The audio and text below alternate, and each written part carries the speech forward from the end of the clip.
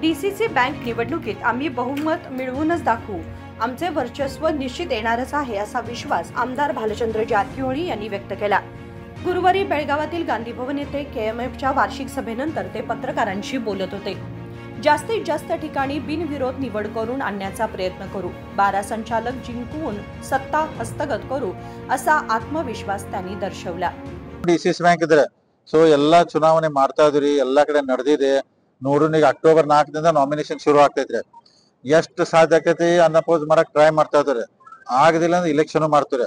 ಅದೇ ನಿಮ್ ಮುಖಾಂತರ ನಾ ಹೇಳ್ತೀನಿ, ಬಹುಮತ ನಾವು ಮಾಡ್ಕೋತೀವಿ। ನಮಗ ಬಹುಮತಕ್ಕೆ ಬರೇ 9 ಸೀಟ್ ಗೆದ್ರೆ ಡಿಆರ್ ಓಡ್ತು 10 ನಾವು ಬಹುಮತ ಮಾಡ್ಬೋದು, ಆದ್ರೆ 12 ನಾವು ಗೆಲ್ತೀವಿ ಅಂತ ಸೀಟ್ ಎಲ್ಲ ಆತರ ಪ್ಲಾನ್ ಮಾಡಿದ್ವಿ।